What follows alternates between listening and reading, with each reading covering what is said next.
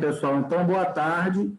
Estamos aí mais uma live aqui da Casa da Pesquisa Operacional, né? E hoje temos a honra aí de receber o professor doutor Rafael Moral, que dá aula lá na Irlanda, né?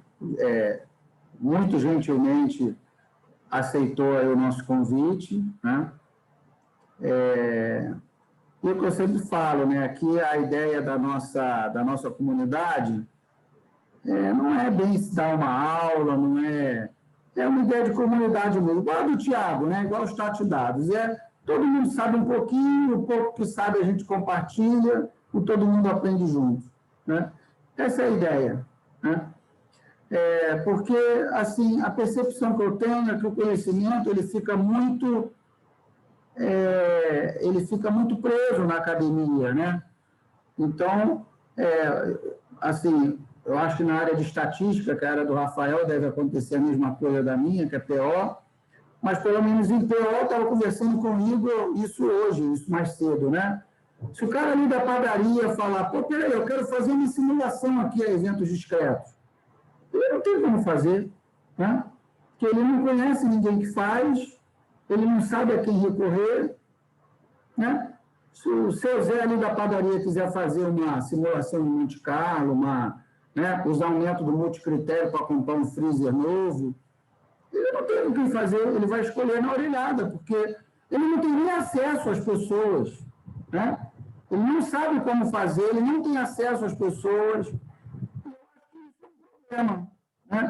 Eu acho que isso é um problema, porque eu acredito que o conhecimento, a função do conhecimento é melhorar a qualidade de vida das pessoas, né? O conhecimento ele tem que estar acessível, né? E principalmente a gente que atua nas universidades públicas, né?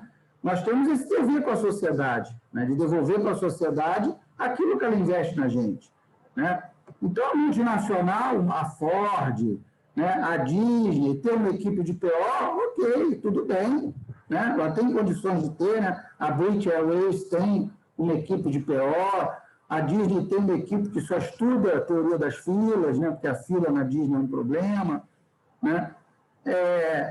Mas e o pequeno empresário, né? E o microempreendedor? Esses não têm acesso, são os que mais precisam, né? Tem menos capital de giro. E, principalmente aqui no Brasil, eu acho que praticamente no mundo todo, o pequeno empresário é que carrega o país nas costas, né? É que movimenta a economia. É o dono ali do café, é o dono da padaria, da vendinha, né? Então, assim, essa ideia da Casa da Pesquisa Operacional surgiu justamente como uma maneira de viabilizar o conhecimento para essas pessoas que antes não tinham acesso, né? Hoje você só consegue aprender PO ou se você for aluno de engenharia de produção, na graduação, ou se você fizer um mestrado ou um doutorado em PO.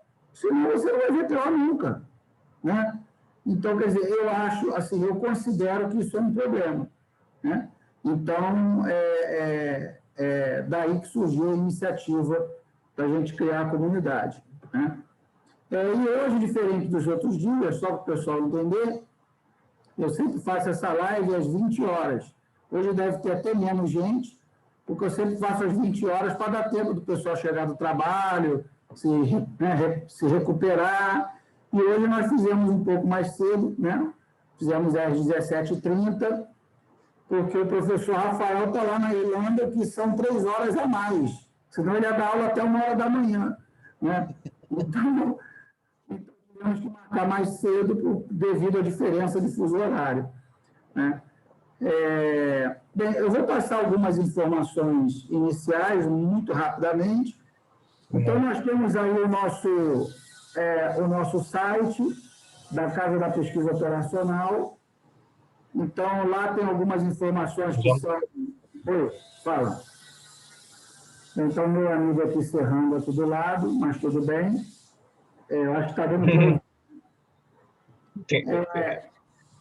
Então, está aí o nosso site da Casa da Pesquisa Operacional, onde tem as nossas atividades, as nossas lives, enfim, uma série de informações relevantes aí. É como se fosse um ponto de encontro, né? E aí, periodicamente, mais ou menos, mês sim, mês não, eu monto uma semana chamada Semana da Pesquisa Operacional, né? Então, a primeira semana não teve flyer nenhum, a gente fez no supapo. A segunda semana eu já tive tempo de me preparar melhor. E aí, no final de fevereiro, tivemos aí a terceira semana da pesquisa operacional, né? Então, aí vimos... E aí, cada dia, nós vemos um assunto diferente, né?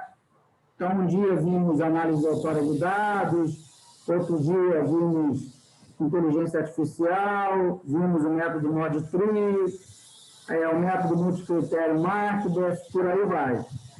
Então, assim, fiquem atentos, né?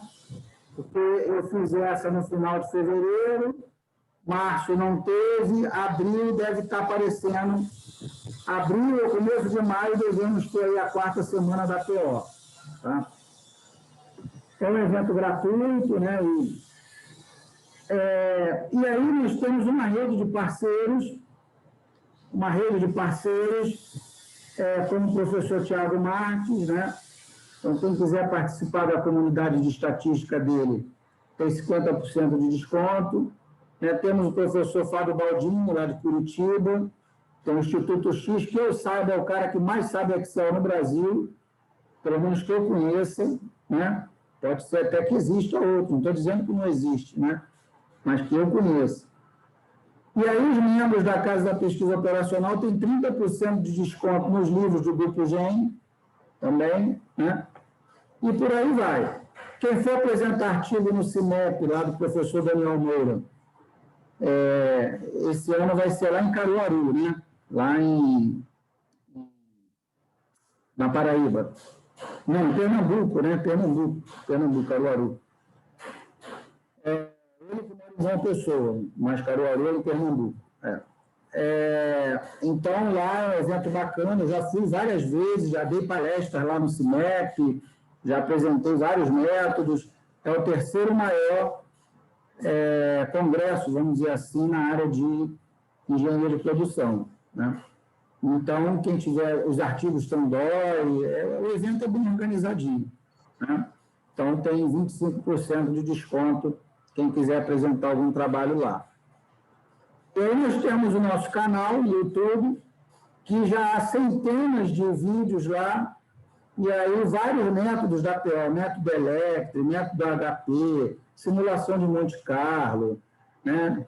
Enfim, problema do caixeiro viajante, algoritmo de Kruskal, está tudo lá no nosso canal, é só acessar, tudo de graça, é só entrar e assistir, e essa do professor Rafael, se ele autorizar, também a ideia é que faça parte lá do nosso repositório. Né? Essa aí foi a nossa segunda turma, foi a turma de teoria dos grafos, né, que foi um sucesso, o pessoal gosta de grafos, é engraçado, né? O curioso é que grafos é um assunto espinhoso, né? Grafos não é um assunto, não sei se é porque visualmente né, bonitinho, mas grafos é um assunto bem espinhoso. E a turma foi um sucesso, o pessoal adorou. Tem o nosso canal no Instagram, temos aí o nosso grupo no Telegram também, onde eu mando material, às vezes aparece oportunidade para dar aula, né, freelance, indicação de livros, então eu mando tudo lá por esse grupo do Telegram. Né? Esse é o nosso curso que está acontecendo agora, do HP. Né? E aí, eu gosto sempre de dar uma contextualizada, né? Agora eu vou dar uma puxada de saco no Rafael, porque eu sempre converso isso, inclusive com o professor Éder, que é da USP também. Você me falou, olha, se você não sabe estatística, esquece aprender PO. Né? Porque estatística é o bastião da PO, né? Foi a partir da estatística que a PO surgiu, né? Porque os métodos eram utilizados. Se você pegar os livros lá o livro do Philip Morse, né, o Methods of Operation Research, foi o primeiro livro de PO, 95% do livro é estatística e um pouquinho só de teoria dos jogos, né? Então, probabilidade condicional, qual a probabilidade de um submarino ser atingido por um torpedo, dado que ele foi detectado? Então, assim, a PO realmente ela nasceu enquanto ciência aplicada a partir da estatística. Então eu costumo dizer para os meus alunos, né? Assim, quer se tornar um pesquisador de PO e tal, tem que estar no sangue álgebra linear e estatística. Né? Essas duas são absolutamente fundamentais, essas duas áreas. Né? E aí, como nem todo mundo que está aqui presente é da área de PO, eu gosto de dar explicar mais ou menos o que é PO, né, para a pessoa se situar, né? Senão, daqui a pouco, o Rafael vai começar a falar um monte de coisa e a pessoa fica voando, né? Então, essa definição eu peguei lá no site da Sobrapo, na Sociedade Brasileira de Pesquisa Operacional. Ó. Então, ela fala, a PO ela trabalha com métodos envolvendo programação matemática, simulação, teoria dos jogos, teoria das filas, análise de redes, teoria da decisão, aprendizado de máquinas e ciência de dados, e são conhecidos por sua capacidade de apresentar soluções efetivas para problemas aplicados, ou seja, para problemas reais, né? Não fica só na filosofia, né?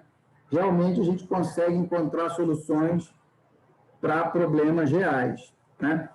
E o curioso é que, recentemente, a Sociedade Brasileira de Pesquisa Operacional e a Sociedade do Reino Unido, né, de Pesquisa Operacional, incluíram aí na PO o Machine Learning e o Data Science, que antes não faziam parte do escopo da PO.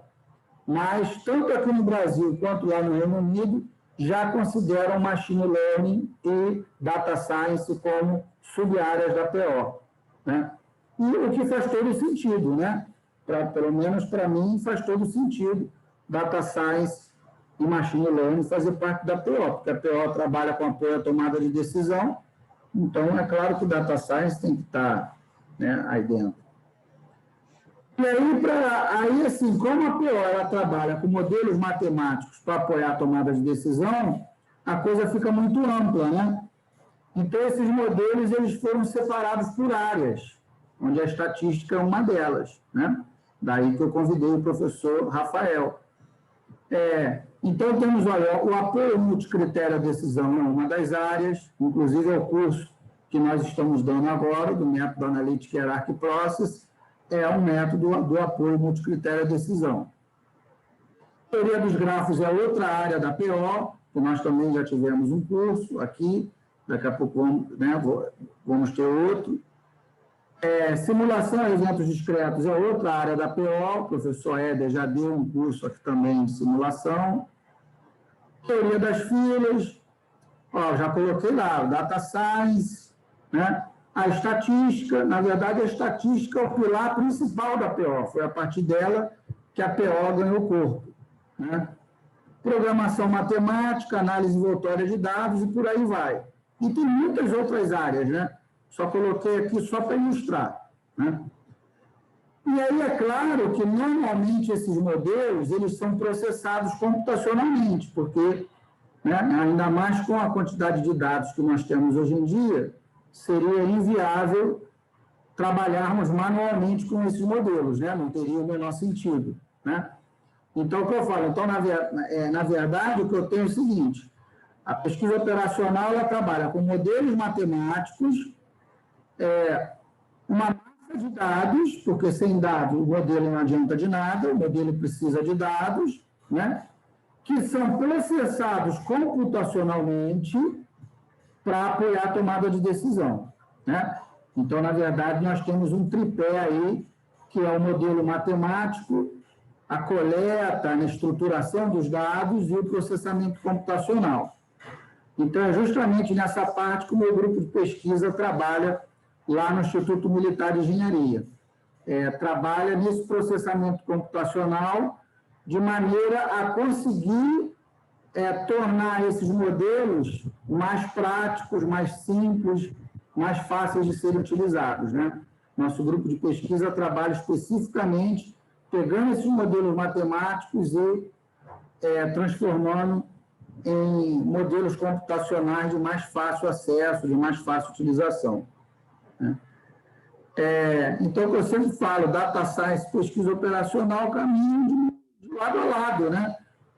Então, é porque está muito, tem as modinhas, né? Está muito na modinha, data science.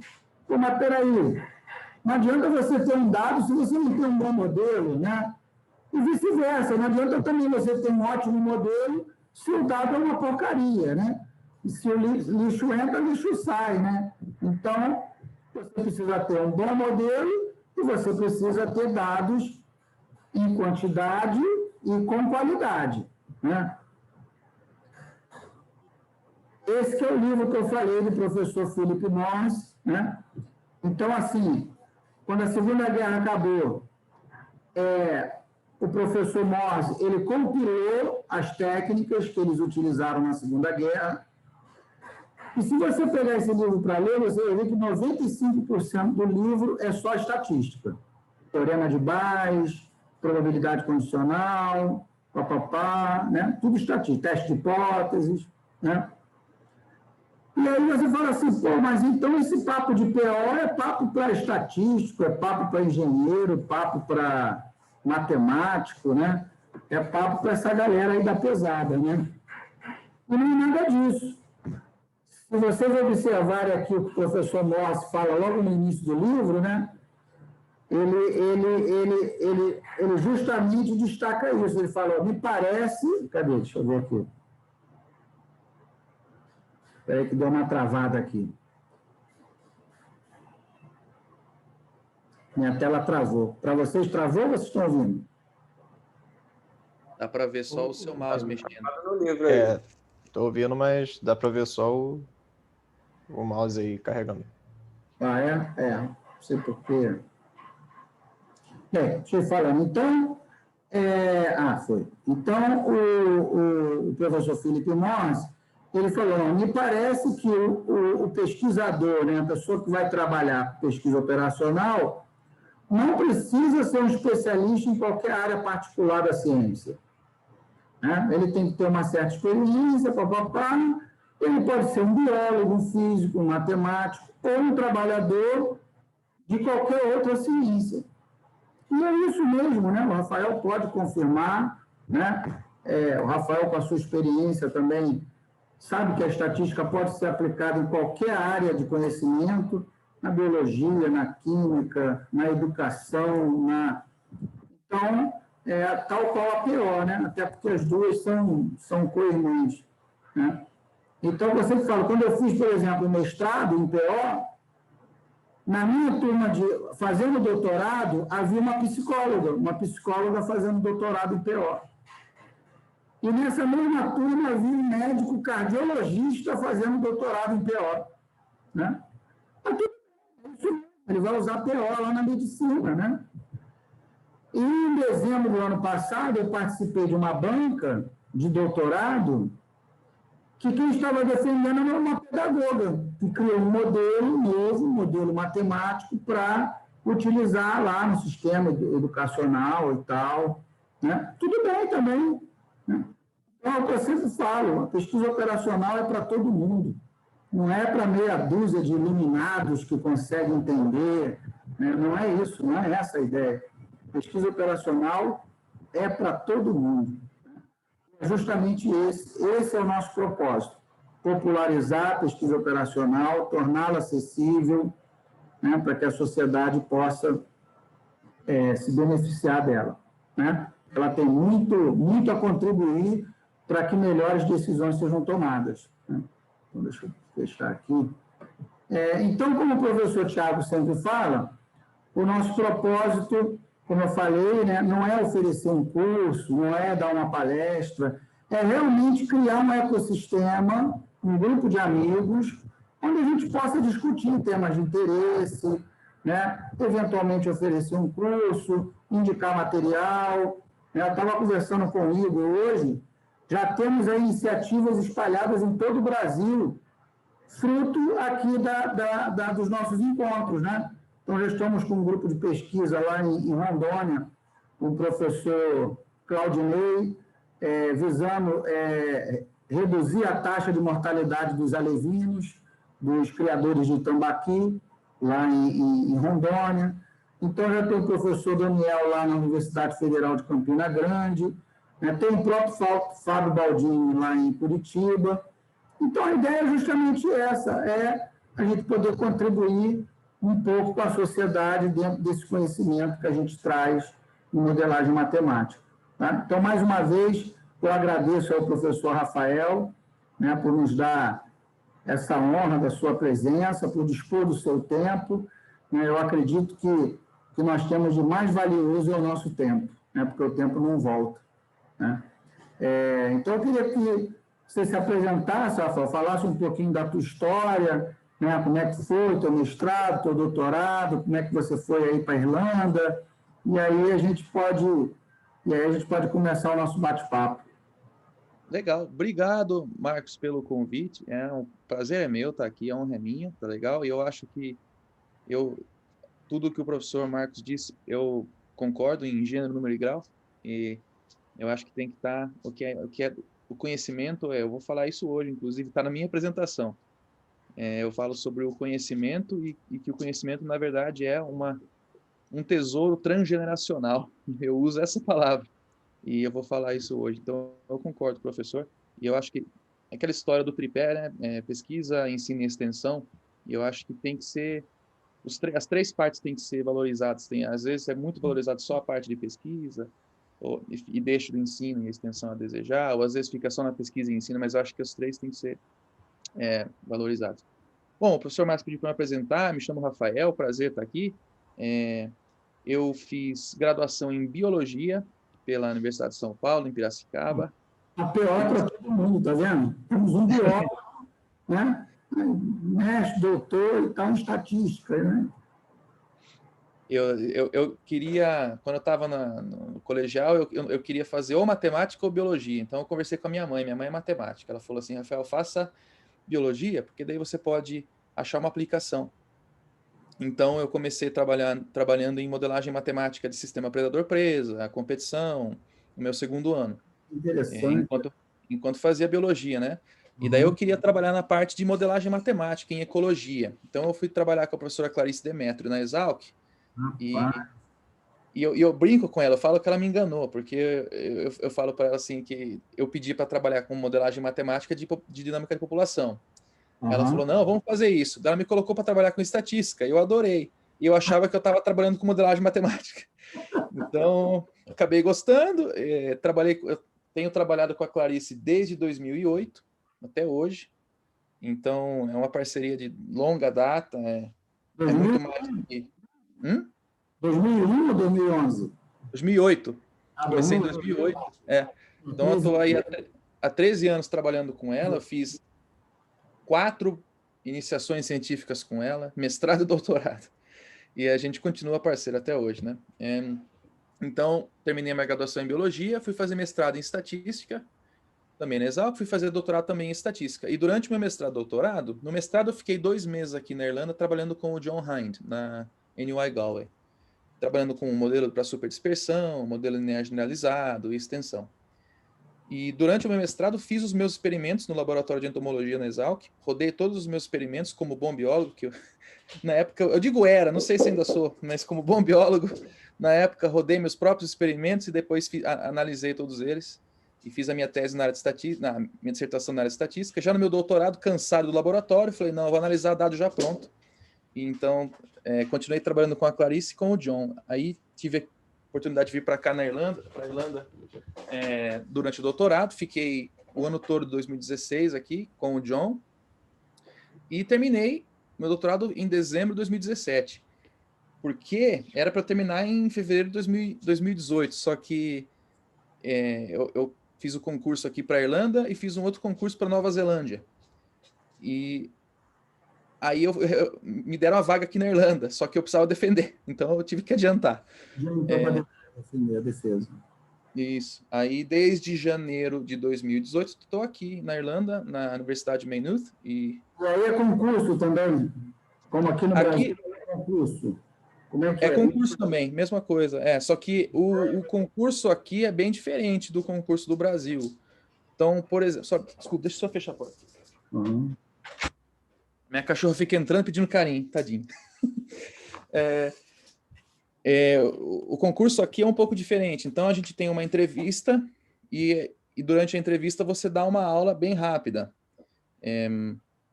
Mas não tem prova de ponto teórico e acho que uma das partes mais difíceis é você ser selecionado para a entrevista, porque são muitos candidatos. Então, você tem que fazer um currículo muito bem feito, uma carta de apresentação muito bem feita, pedir referências para pessoas que realmente te conhecem.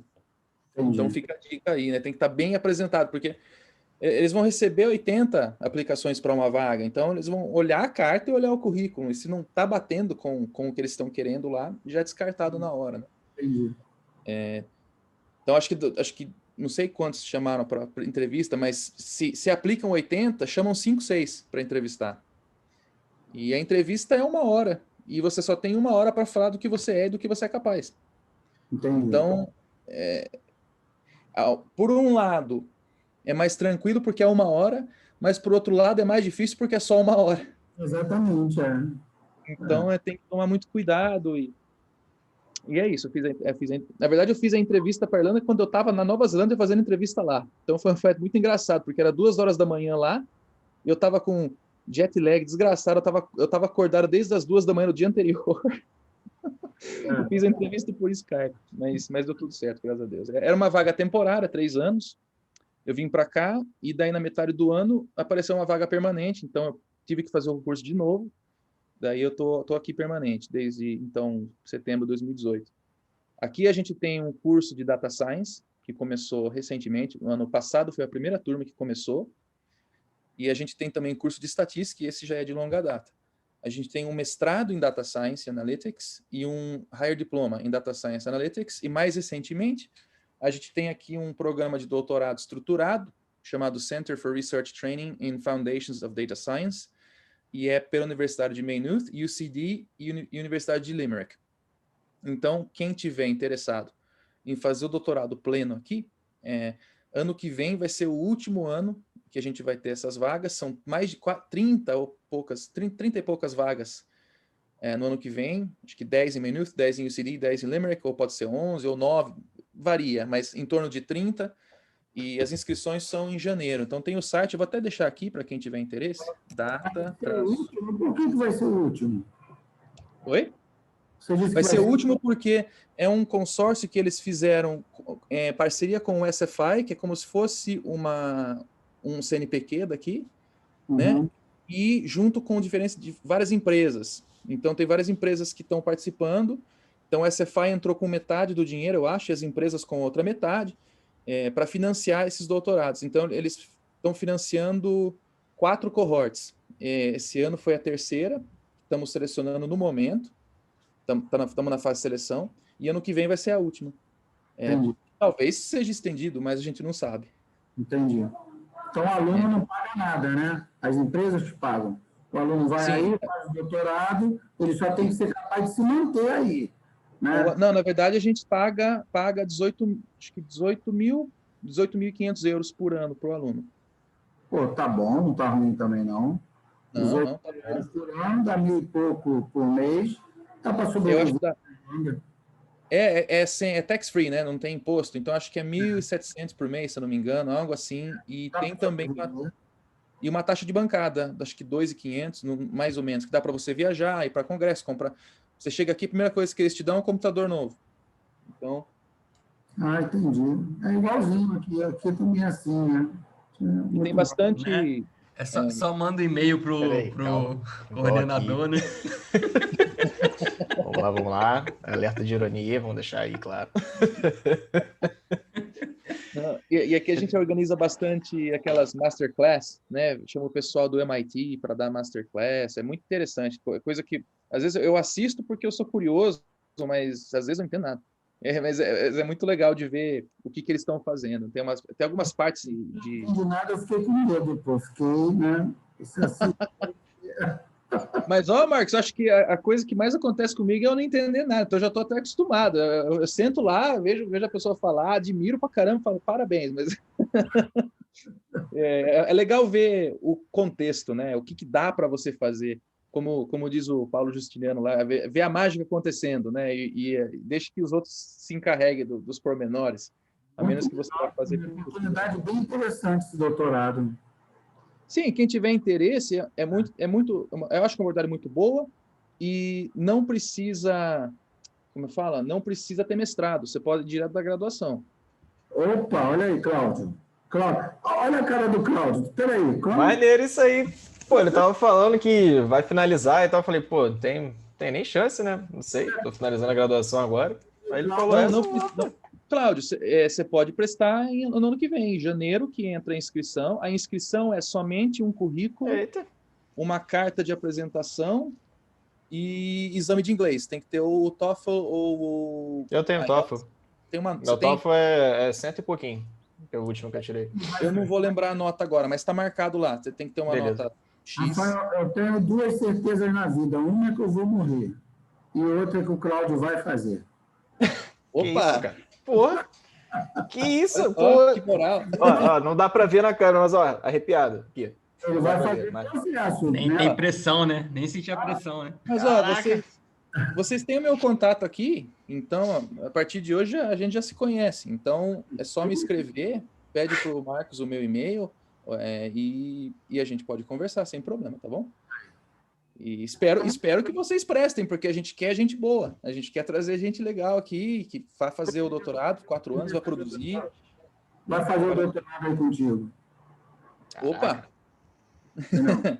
4 anos aí, né? Aí são o quê? 4 anos? 3 anos? 4 anos. 4. Tá bom. 4 anos na Irlanda. Bem, eu sei que o Cláudio nunca mais vai voltar, né? Mas eu quero dele, né? A coisa que eu não para os seus filhos, né? Então... Olha o que o Igor falou aqui, ó. Detalhe, 1.700 euros, dá 11 mil reais na cotação de hoje. Isso, cara. É pago para estudar, né, cara? Olha só. 11 mil reais para estudar. Pesado. Pago para estudar. Na verdade, aqui, e isso é uma filosofia que eu tenho devido a ter trabalhado com o John Hind aqui e com a Clarice no Brasil, é que eles sempre trabalharam comigo como par e não como superior. Entendi, isso é muito legal. E eu sempre vou me sentir inferior a eles. Não tem o que falar. Para mim, eles são meus heróis. Entendeu? Uhum. Eu sempre vou me sentir assim. Porém, eles nunca me trataram assim. Então, então, isso é muito legal, eu tento. Eu não sei se eu consigo. Você fica mais reconhecido ainda, né? Você fica mais, né, justamente por conta disso. Você está com dignidade. Exato. E o que eu tento fazer é fazer a mesma coisa com os meus alunos. Então, por exemplo, uma coisa que eu nunca ouvi o John falar é que eu era aluno dele. Ele sempre falava que eu trabalhava com ele. Então, é um negócio pequeno que a gente meio que não se liga. Detalhes, Mas assim, é uma coisa assim. Eu falei várias vezes, já falei, fulano é meu aluno. No dia a dia, é natural. Só que, às vezes, eu tento me policiar. Eu falo, olha, esse aqui é Beltrano, trabalha comigo. Esse daqui é fulana, pesquisador aqui, trabalha comigo. Porque o que é um doutorando? É um pesquisador. É o que eu falo, né? Todos nós, assim, aprendemos juntos, né? Mais uma coisa que eu aprendi hoje. Eu falava também, o Miguel é meu aluno, Cláudia, eu não vou falar mais. Né? Não, é difícil, Marcos, porque é muito natural, sai naturalmente. E não é para falar mal da pessoa, não é para diminuir de jeito algum. Né? É a mesma coisa falar meu professor. Né? Mas uma coisa que o John nunca fez é falar meu aluno. E isso eu me toquei. E eu falei, nossa, que sacada. Ele falava, trabalha comigo. Eu falava, puxa vida. Caramba, a gente está sempre aprendendo, né? São pequenos detalhes que fazem toda a diferença. Faz a diferença. É interessante. Às vezes você nem se toca, mas fica no subconsciente, talvez. Verdade. Bom, eu acho que eu vou compartilhar minha tela, Marcos. Já está liberado aí, deixa eu ver. Beleza, dá para ver aqui? Dá para ver, só... Ó, eu coloquei em tela cheia aqui. Chamei de Data Science. Os slides estão em inglês, porque eu adaptei das minhas aulas, mas eu vou falar em português, tá bom? Sem problema. Tá ótimo. E privacidade. Então, Bom, vocês me interrompem a hora que precisar, não tem problema algum, isso é um papo informal. Então, vocês vão ver que algumas coisas que eu vou falar aqui, eu vou repetir o que o professor Marcos falou. Então, ele me antecipou. E olha que a gente não combinou, viu? Pô, dei um, como é que fala o nome? Esqueci agora. Como é que fala de filme? Premonição? Não, Deu spoilers, professor. Spoiler! Spoiler. da tua aula, pô. Deu spoiler? Bom, vamos lá. Então, legal. Então, vou bater um papo com vocês aqui sobre ciência de dados, inteligência artificial e privacidade. Antes ainda de começar, eu quero falar uma coisa que eu falo para os meus alunos de estatística, segundo ano. Eu começo falando assim para eles: pessoal, o que é estatística? É a primeira aula que eu dou. Eu falo, o que é estatística? Aí eu falo, olha, a gente pode ir para uma definição histórica, né? Estatística vem de statisticum, do latim, que significa do Estado, que tem a ver com censos populacionais e dados demográficos. E é isso que é estatística ou não é? O que é? Eu começo a mostrar definições. Eu gosto muito de uma do David Cox, que ele fala: estatística é a ciência de aprender com os dados. E o que é aprender com os dados? É learning, machine learning. Entendeu? O que é machine learning? O que é estatística? O que é ciência de dados? Minha opinião, ok? Tudo isso aqui é minha opinião. A minha universidade não me endossa em maneira alguma. Eu não estou falando por ninguém, estou falando por mim. Para mim é a mesma coisa, pintado de uma maneira diferente. Existem, claro, nuances aqui e ali. Então, você vai falar de machine learning, você pode ir para uma abordagem mais computacional. Aí você pode falar do que eles chamam de statistical machine learning, que entra mais a teoria estatística de inferência, né? Se você for olhar uma rede neural artificial, o que é? Se você olhar aquele modelo perceptron mais simples, é regressão logística. Tá? Inclusive o método de estimação, que eles chamam de backpropagation, eu chamo de Fisher scoring. Então, assim, existem essas equivalências. Mas aí eu queria saber de vocês, né? Primeira coisa, o que é ciência de dados? Alguém tem alguma ideia? O que é para você ciência de dados? Quando você escuta fulano falar, sou cientista de dados, o que ele faz para você? E aí, o que vocês Estuda acham? os dados. Estuda dados. Estuda os dados. Estuda os dados. Legal, o que mais? É exatamente isso, né? Essa avaliação dos dados para extrair uma informação, né? Extrair informação dos dados. Então, quer dizer que você está falando para mim que dado não é a mesma coisa que informação? Não. É bem isso. Por aí. Dado não é. Ele consegue... Não, dado enfim, algo cru, né? Uma informação já seria algo útil, né? Extraído dela, vendo assim. Exatamente.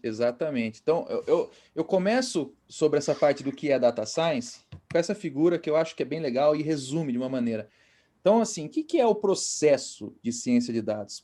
Em primeiro lugar, faça uma pergunta. A gente é bicho curioso. A gente faz pergunta. Qual que é a sua meta científica? E eu acho que a segunda pergunta aqui é uma pergunta que a gente nunca se faz. E eu faço meia-culpa aqui. Eu não me faço essa pergunta, mas acho que a gente deveria fazer. O que você faria se você tivesse todos os dados? Porque isso vai guiar o que você vai fazer com uma amostra menor. Né? O que você quer predizer? O que você quer estimar? São coisas diferentes. Você quer fazer inferência? Você quer fazer uma descrição? Ou tudo isso vai guiar a sua análise? Você tem uma pergunta. Depois dessa pergunta, o que você faz? Coleta dados. Né? Agora, como eles foram amostrados? Isso tudo vai guiar a sua análise. Quais dados são relevantes? Então, vem aquilo que foi falado, né? Nem todos os dados são importantes. A informação vem aí de uma mineração, né, dos dados, entrando nesse jargão data mining que a gente escuta, né? Existem questões de privacidade relevantes que a gente deve pensar e levar em consideração. Eu vou falar de privacidade hoje, daqui a pouco. Podemos usar todos os dados, podemos apresentar tudo, tem que anonimizar, não tem... Quem que vai fazer o quê? Eu vou falar disso também mais para frente, né? Depois, explorar os dados. Uma pergunta que eu sempre faço quando alguém quer trabalhar comigo, e é engraçado que ele fala assim, uma pergunta para ver se existe um estatístico na cabeça da pessoa. É fazer uma pergunta assim, ok, você tem um conjunto de dados enorme, trocentas linhas, trocentas colunas, qual a primeira coisa que você faz? Aí eu já tive diversas respostas, já tive gente tentando me impressionar, falar assim, depende, se forem variáveis discretas, eu vou ajustar modelos lineares generalizados do tipo Poisson, do tipo binomial, do tipo isso, do tipo aquilo. Se forem dados assimétricos, eu talvez possa ajustar um modelo aditivo generalizado para alocação, escala. E eu falo, calma, a primeira coisa que você faz é um gráfico. Porque nós somos seres visuais. E realmente uma imagem fala mais que 1000 palavras, uma imagem te dá mais informação do que 1000 modelos, dependendo da imagem. Então faz um gráfico, explora os seus dados. Muita gente esquece o valor da análise exploratória. Tem um professor, eu acho que é Rafael Izarri, eu não vou me lembrar, ele está em Harvard, ou alguma dessas universidades top lá nos Estados Unidos, né, da Ivy League. E ele conta que o processo dele de analisar dados, às vezes ele cria documentos com mais de 200 páginas só de gráficos. E ele fica olhando por horas. Aí ele termina de olhar e fala, beleza, eu sei que modelo eu vou usar. E pum, resolve o problema.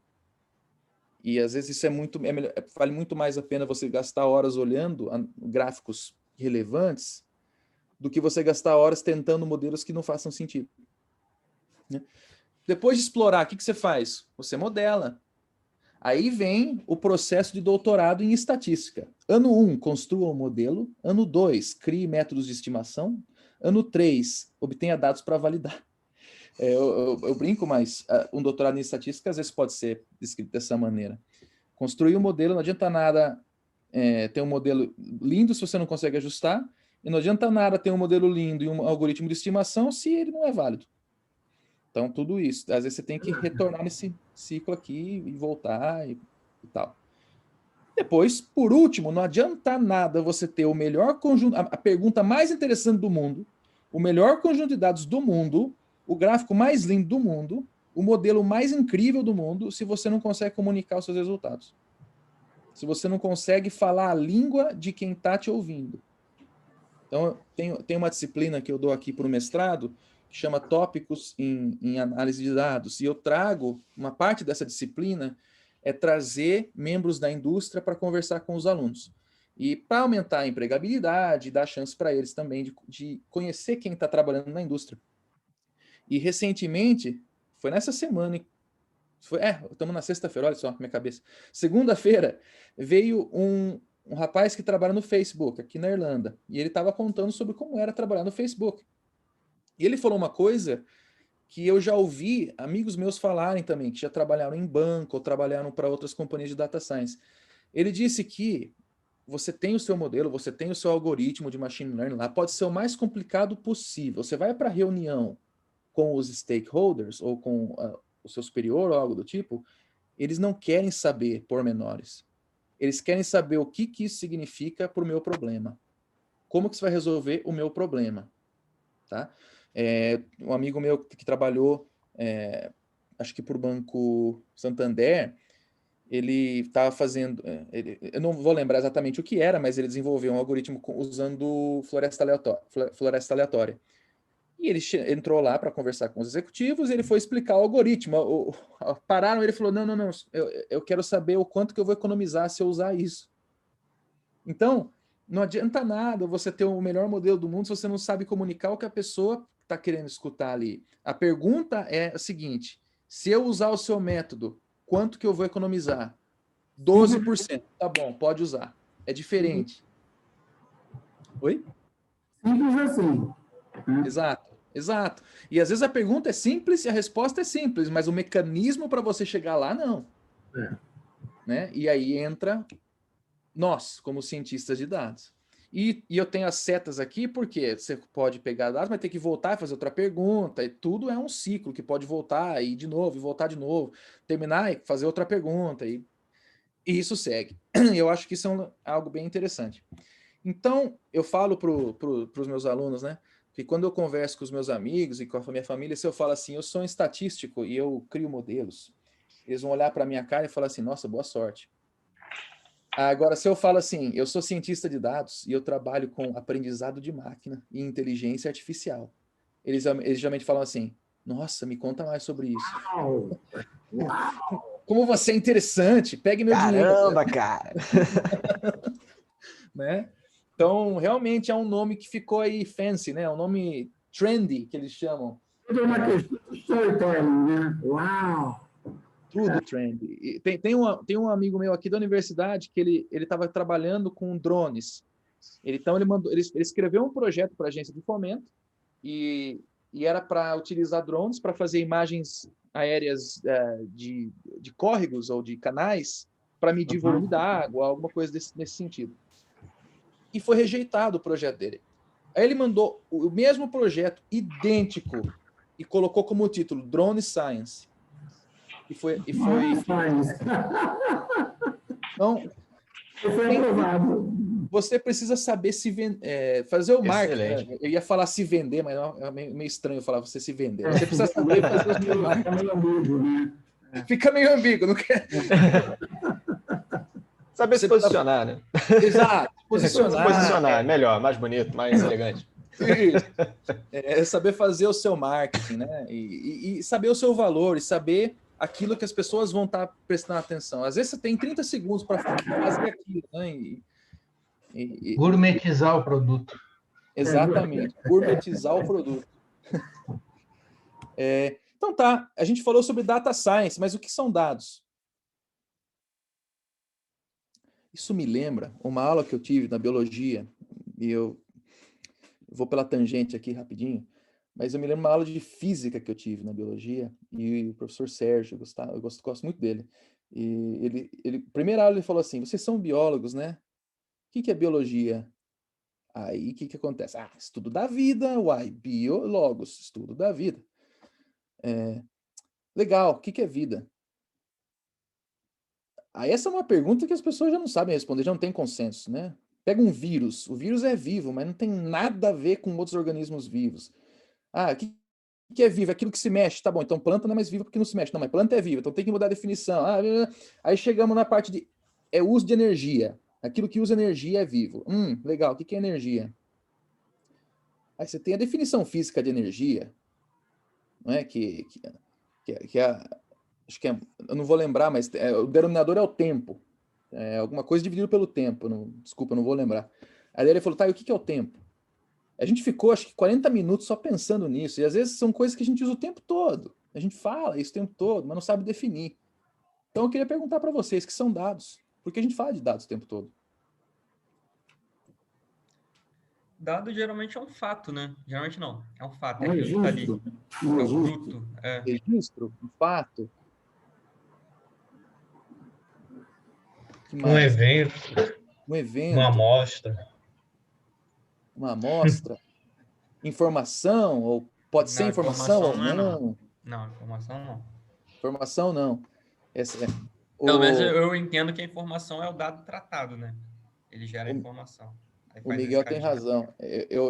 Quando eu faço... É que ele já falou que não era informação 2 slides atrás, mas quando eu apresento esse seminário aqui, eu falo assim, né? O que são dados? Daí eu espero alguém falar informação. Daí eu falo, não! Então, dados não são informação. E essa é uma frase de um astrônomo chamado Clifford Paul Stoll. Eu vou falar um pouquinho dele aqui. Ele era um astrônomo, professor, e ele foi envolvido na captura de um hacker famoso chamado Marcus Heskey. O cara, ele invadiu computadores americanos e vendeu informação para a KGB, né, na década de 80. Então, ele falou essa seguinte frase: dados não são informação, informação, por sua vez, não é conhecimento, e conhecimento não é sabedoria. Então, eu acho que isso realmente faz todo sentido. Então, eu vou me permitir filosofar um pouco aqui. Informação envolve o refinamento dos dados, Miguel bem falou. É o valor que a gente tira dos dados. Aí eu tenho aqui uma definição que está no... Tem um livro que chama O Guia para as Boas Práticas em Manejo do Conhecimento, de um comitê europeu. Aí você fala, nossa, tem um guia para boas práticas para manejo de conhecimento. Como assim? Conhecimento é alguma entidade que a gente maneja, tipo manejo do ambiente? Você pode manejar conhecimento? Pode. Então, olha só, o que eles falam aqui. Conhecimento é a combinação de dados, informação e opinião expert. habilidades e experiência. E isso resulta em algo valioso para te ajudar na tomada de decisão. Então, eu gosto de fazer esse paralelo aqui. Conhecimento é tipo uma receita de pão. Informação são os ingredientes, farinha, fermento. E dados são as moléculas e os átomos que formam os ingredientes. Então, se você tem só aqueles átomos, você não consegue fazer nada. Você precisa organizar de tal maneira para extrair informação. E não adianta nada você ter informação se você não sabe fazer. Se você não tem a receita. Tá certo? Aí, indo mais para trás ainda, Platão, o que ele falou? Conhecimento não é uma aglomeração de crenças. Na verdade, reflete a natureza sistemática e orgânica do universo. Então, expandindo um pouco nessa frase, tem uma frase de David Weinberger que fala: conhecimento é o projeto humano, distintivamente. É o exercício das nossas capacidades que nos definem como humanos e é completar a nossa natureza. É algo que nos completa. É um tesouro transgeneracional, que é o dever e honra de cada um proteger e aumentar. E eu concordo plenamente, e eu acho que a gente que trabalha nessa área quantitativa, trabalha com dados, mais ainda a gente tem responsabilidade de priorizar o conhecimento e tratar da verdade daquilo que os dados mostram, e não criar fake news. Para mim, uma das coisas que me deixa mais triste é esse espalhamento de fake news que tem acontecido nos últimos anos. É claro que com a internet e com as redes sociais é muito fácil. Antes era aquelas correntes que a gente recebia, né? Se você não mandar esse e-mail para 7 pessoas, fulano vai aparecer lá e diz aquilo lá. Agora mudou, agora e aquilo lá não tinha problema nenhum, era besteira, mas agora as fake news podem modelar comportamento social, podem mudar resultados de coisas importantes que, enfim, podem resultar em catástrofes. Então, é nosso dever proteger isso. É um tesouro. Legal. Eu tenho um exemplo aqui, eu gosto de mostrar, que eu acho que esse cara, ele foi um cientista de dados maravilhoso, mas nunca ninguém falou para ele que ele é um cientista de dados e nunca na vida dele ele ouviu essa palavra. Eu chamo esse exemplo de neve na cólera, porque o sobrenome do cara era Snow, né? Então, eu vou falar um pouquinho sobre cólera, que é uma doença que se espalha em água contaminada, e a gente sabe hoje como acontece, né? Causa diarreia severa, principalmente crianças e idosos, desidrata muito rápido e morre. E é uma bactéria que causa isso. Essa bactéria vive na água um tempão, vive meses na água, né? Então tem um cara que chamava Jon Snow. E para aqueles que gostam de Game of Thrones, não é esse Jon Snow, tá? É esse Jon Snow, é um outro Jon Snow. Ele nasceu em 1813, morreu em 1858. Existe até uma sociedade chamada The Jon Snow Society. Esse cara, ele é conhecido, ou refere-se a ele como o pai da epidemiologia. Tá? Então, tamanha a importância do que ele fez.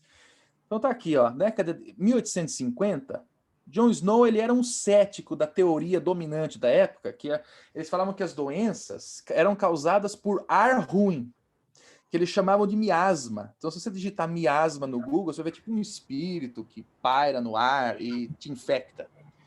Por exemplo, poluição, né, que a gente pode pensar, mas eles achavam que era algo sobrenatural.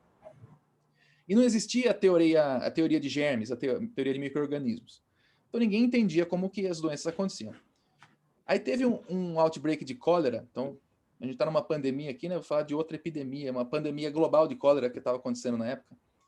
E matou muita gente, 616 pessoas só no distrito de Sorro, em Westminster, na Inglaterra.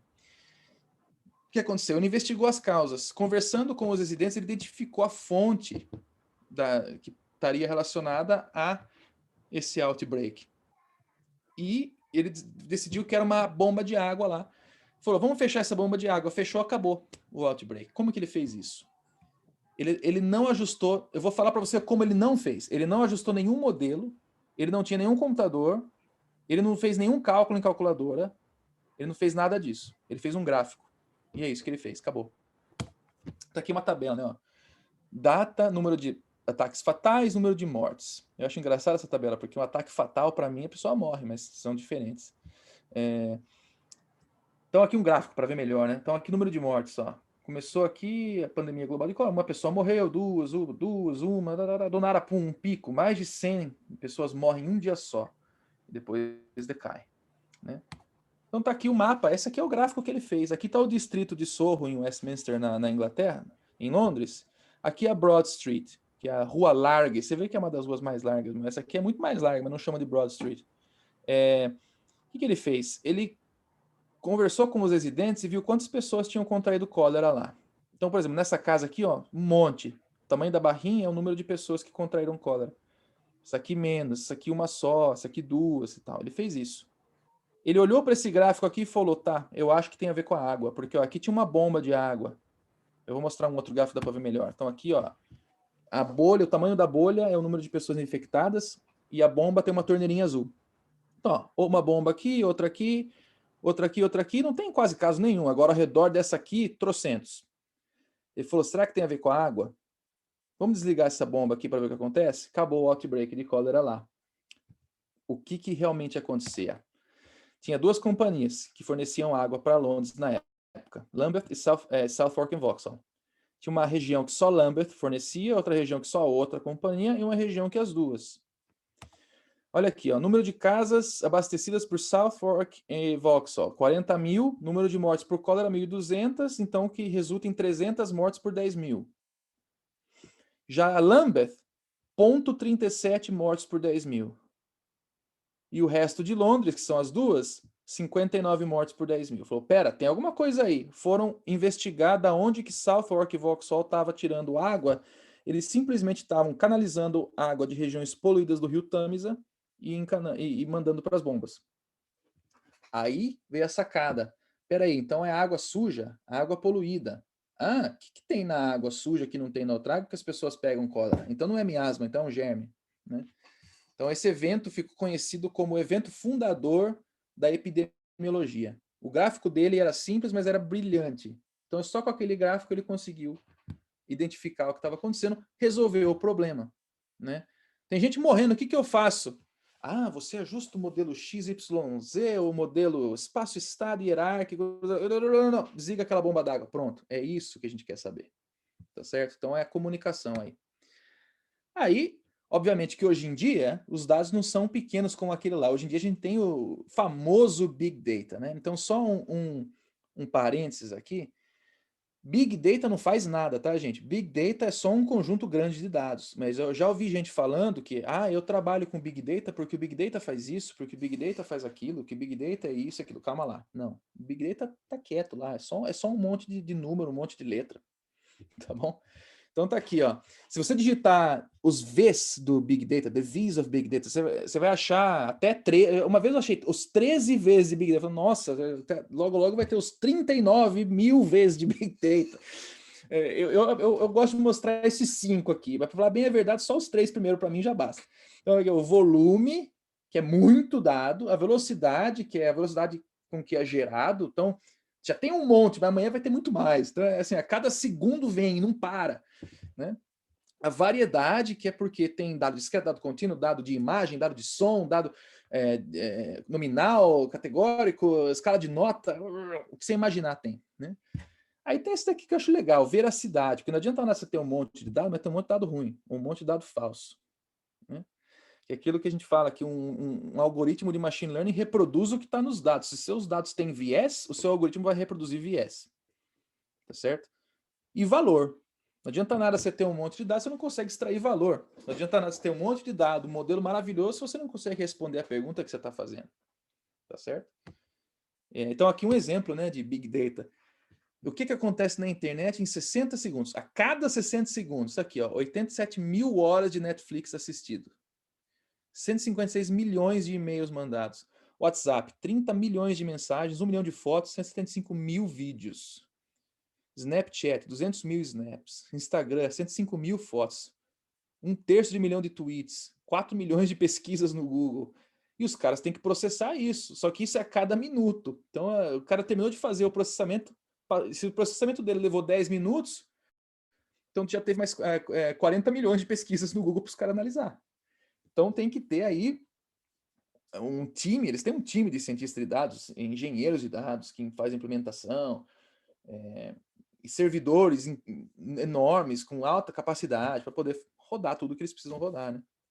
Eu gosto desse daqui, ó, Tinder, 1 milhão de swipes, mas só 18 mil matches. Então, realmente é raro ter um match. Então, não precisa ficar chateado. Porque às vezes nós ficava lá, swipe, o dia inteiro, lá não dava nada. Mas calma lá, olha aqui, 1 milhão só 18 mil. Então, é isso aí. Bom, vamos lá, limitações aqui. Eu já falei um pouquinho disso, né? Big Data é mais informação, mas pode ser mais informação falsa, ou mais informação enviesada, e qualquer algoritmo de machine learning vai reproduzir essa informação falsa. E pode aumentar o risco de você ter correlações espúrias, né? Correlações que acontecem por motivo nenhum. Então tem que tomar cuidado. Então acho que essa era a parte inicial. E alguém tem alguma pergunta, algum comentário antes de eu começar a falar sobre privacidade? Professor, você está falando do Big Data, e o que considera o tamanho para dizer que trabalha com Big Data? A quantidade de teras, de petas, enfim. Então, essa é uma excelente pergunta, porque eu não sei responder. Acho que assim, eu tenho trabalhado com o pessoal da British Telecom, que eles têm dados de jornadas de clientes. Então, por exemplo, tudo aquilo que você aperta no controle remoto está registrado lá. E o tempo que você levou entre um e outro e tal. Então, a gente está tentando prever frustração no cliente, ou quando que ele vai cancelar o serviço. Eles têm todo dia 300 milhões de novos dados. 300 milhões, todo dia. Não, toda semana, desculpa. Toda semana, 300 milhões de linhas novas. Para mim, isso é Big Data. Mas, ao mesmo tempo, se eles tivessem 1 milhão, para mim também seria Big Data. Se tivesse 500 mil, para mim também seria. Eu acho que é uma questão assim, tem a ver com a velocidade, tem a ver com o volume. Eu não acho que existe aí um limite. É a partir de 1 terabyte por semana. Não, eu não diria que é assim que define. Eu acho que aí entra também naquela parte de marketing, certo? Como está na moda falar Big Data, então vamos falar que né? Agora, obviamente, se você tem uma conjunto de dados que é 100 por 4, não é Big Data. Então, qualquer conjunto de dados que você consegue imprimir nas páginas de um livro aí, eu diria que não é Big Data. Mas aí entra também eu já vi gente falar, juro, eu já vi gente ajustar uma regressão linear e falar que fez a inteligência artificial. Tá? Então... a pessoa está errada? Oi? Eu sempre dou esse exemplo. Do dia uma menina falando assim, Analytics e tal. Eu falei, vou ver o curso de Analytics aqui que ela fala. Aí ela foi lá, calculou, fez uma correlação de Pearson, falou, bem, pessoal, então é isso. Fizemos aqui um Analytics. Eu falei, peraí, mas é a correlação de Pearson? Quer dizer, ela está errada? Não está, né? Realmente é Analytics, né? Mas tudo é modinha, né? A gourmetização, né? A Analytics é mais velha que minha avó, né? Correlação de Pearson.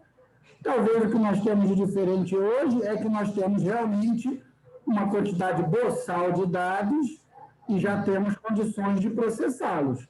Isso é o que temos de diferente, né? Agora, os modelos já são conhecidos há muitas décadas já. Só que eu tenho um grande amigo meu que fala assim, tudo é IA. Mas ele fala não no sentido de que ele realmente acredita que tudo é IA, mas ele fala no sentido de que todo mundo fala que faz IA. Então, o cara tem um modelo linear lá, com um preditor. Ele entra com a temperatura, solta a umidade relativa, alguma coisa assim.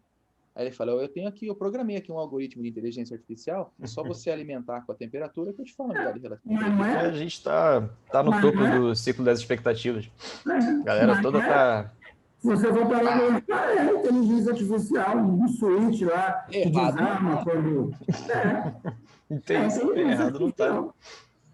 O termômetro do cloud é inteligência artificial. E pior que dá para falar. Eu fiz um termômetro, ele pega, manda o dado para um banco de dados na web, e eu faço isso, trabalho de previsão, né, tal. Opa, pera lá, mas isso aí realmente isso aí eu acho que é mais inteligência artificial do que uma regressão linear.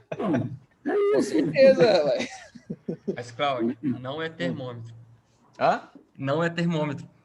Não é termômetro, tem que deixar bem claro isso. Não estou vendendo termômetro. E, Rafael, esse é um produto, né, que nós bolamos lá, e aí já fizemos um registro de software, fizemos a patente, depositamos a patente e tal, né?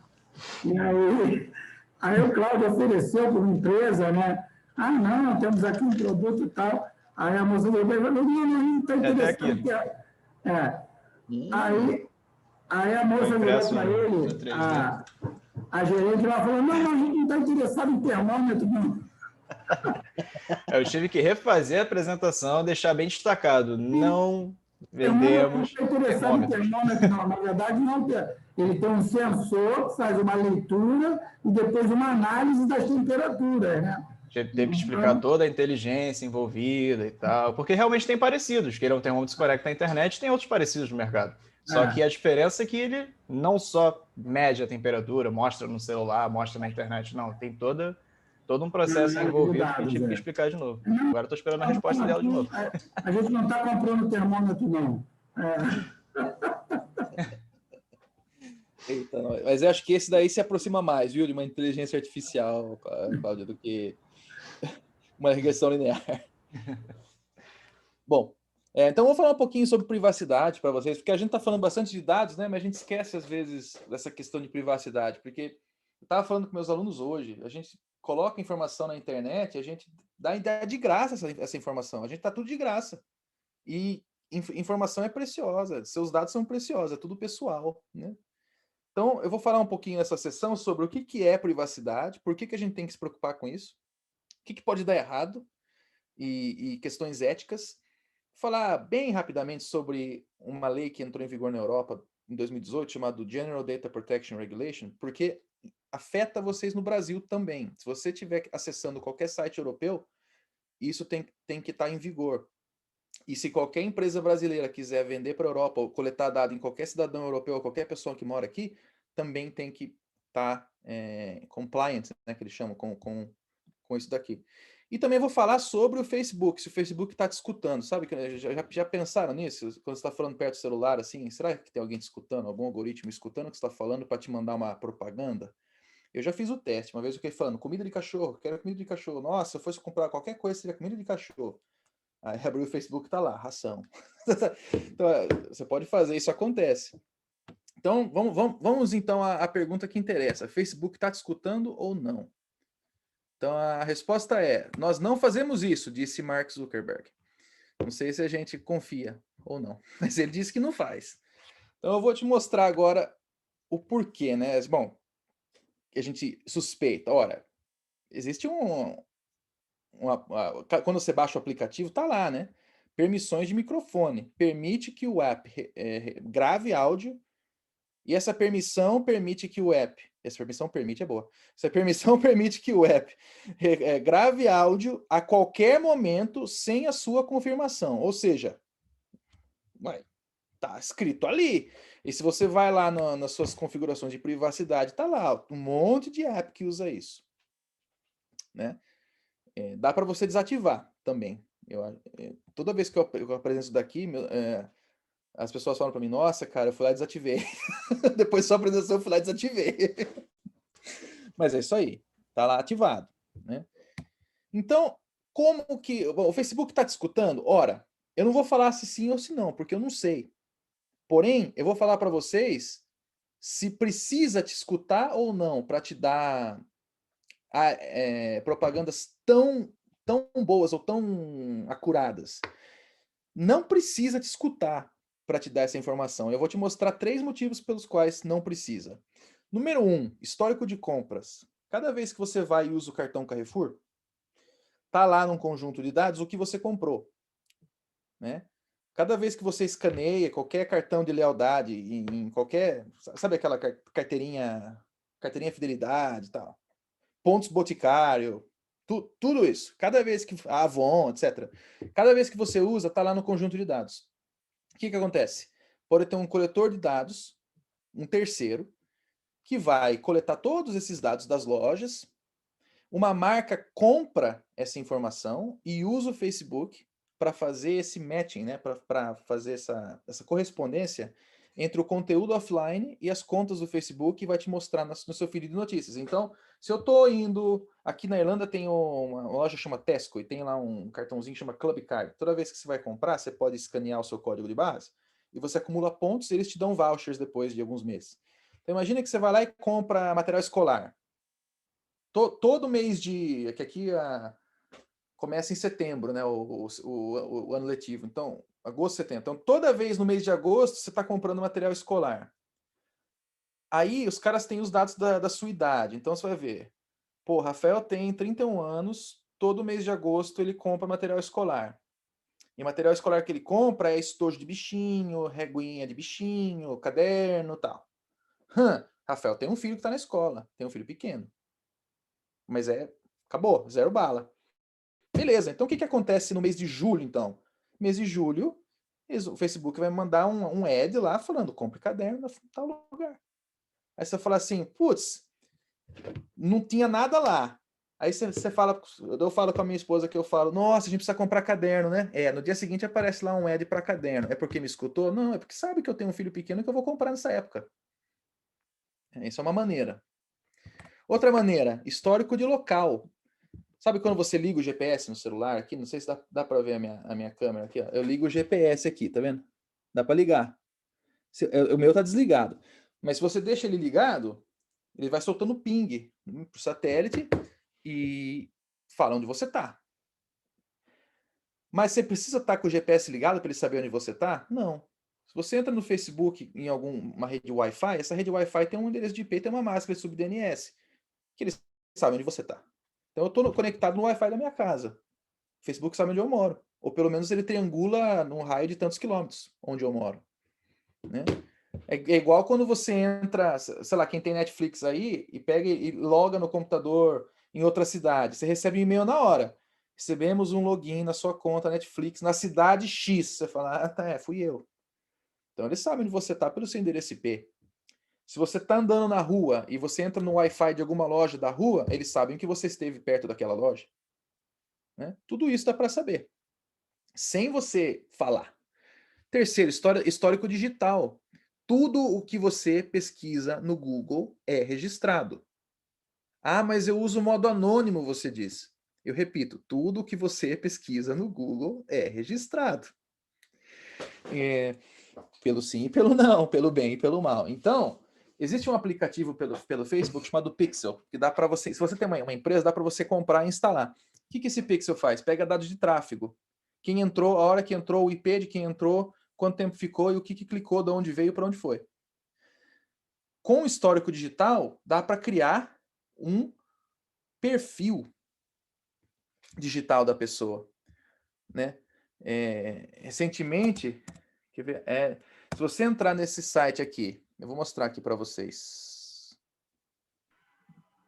Isso aqui é da Google, hein?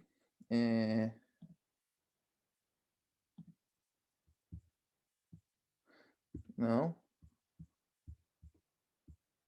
Aqui. adssettings.google.com. Isso daqui é o que o Google sabe sobre mim sem eu ter falado nada para o Google. Eu tenho entre 25 e 34 anos, sou do sexo masculino, falo português e mais um idioma, gosto de pesquisar sobre comida, eu gosto. Gosto de pesquisar sobre animais de estimação, gosto de anime e mangá. Eu tenho um sistema da Apple, porque eu tenho aqui um MacBook. Trabalho no setor de tecnologia. Gosto de teatro, gosto de artes digitais, fotográficas, artes visuais e design. Isso aqui eu não sei, atacadista, loja de departamento. Acho que é porque eu entro na Amazon. Barcos, essa aqui eu não sabia também. Que eu gosto, até algumas coisas que errou aí. Barco e basquete, eu não tô nem aí, não gosto muito, não. Atitudes sustentáveis, questões ambientais. Bares, clubes e vida noturna, que faz um ano que a gente não vê. Esse aqui eu achei boa, BMW. Eu acho que tomara que esteja prevendo o futuro. Bom, cães, etc. Isso é assustador. Isso aqui é o que o Google sabe sobre mim, só porque eu ando pesquisando coisas.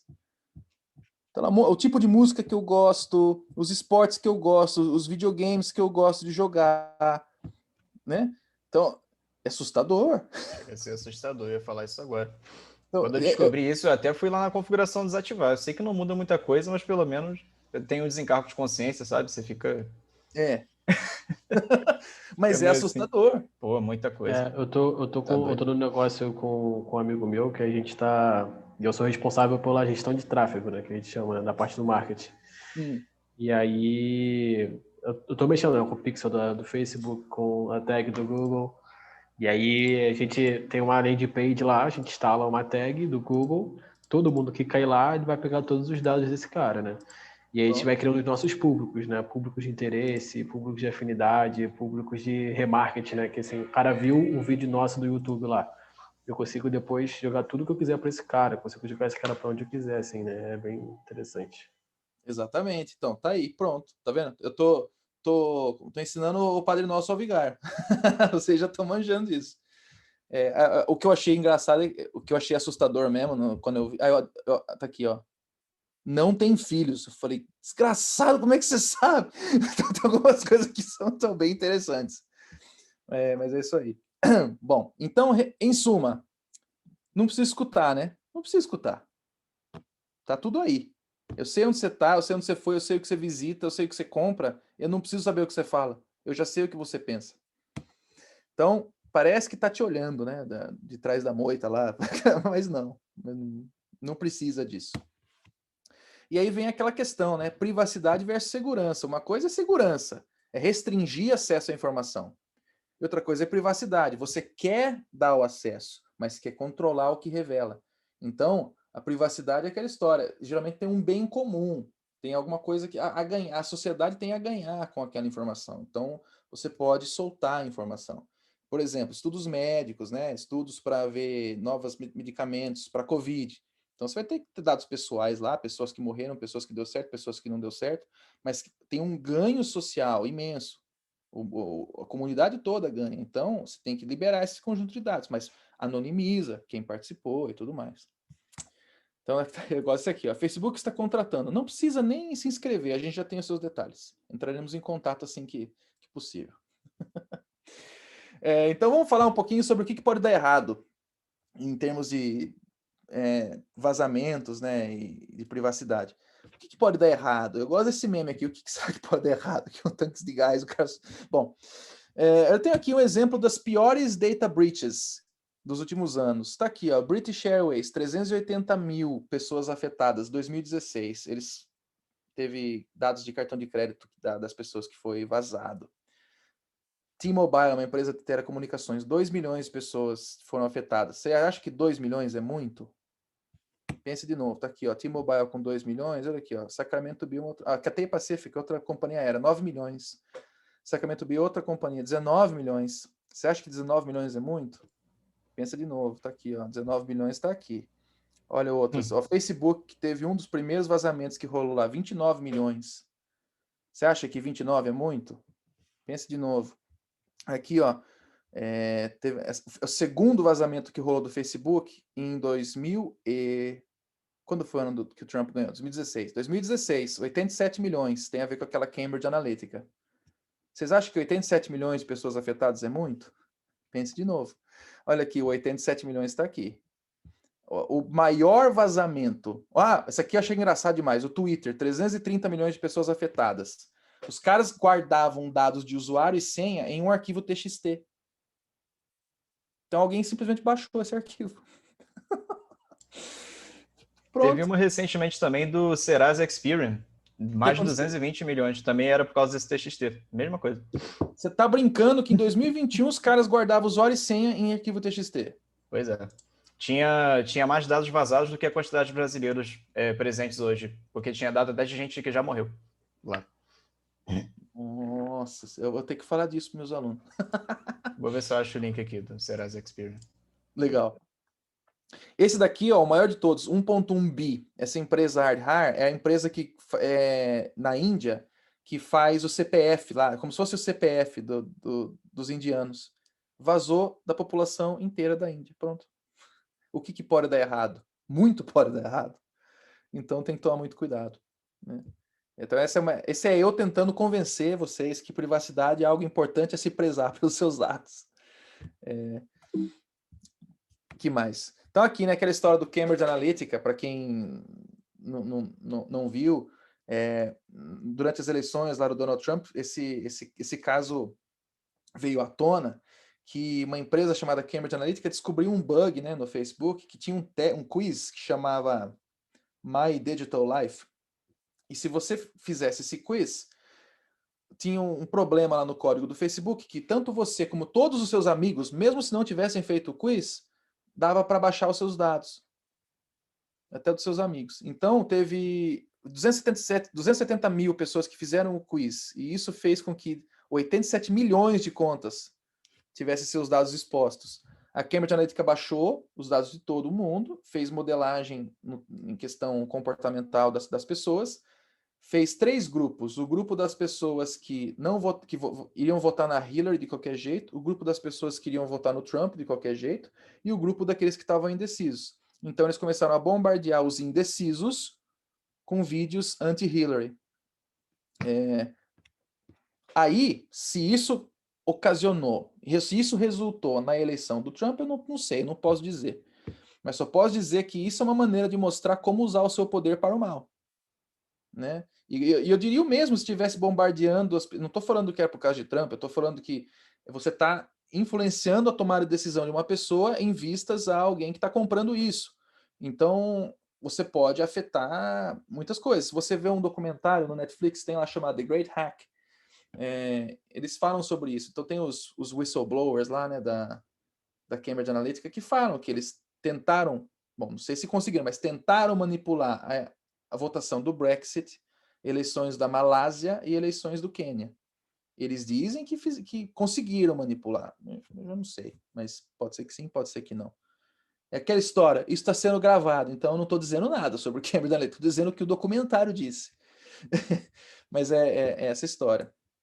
Então, a gente pode modelar, fazer análise, utilizar aí Data Science, Machine Learning, nesse caso é Unsupervised Learning, né? A gente está fazendo clusters, e tentar influenciar opinião pública, influenciar comportamento social.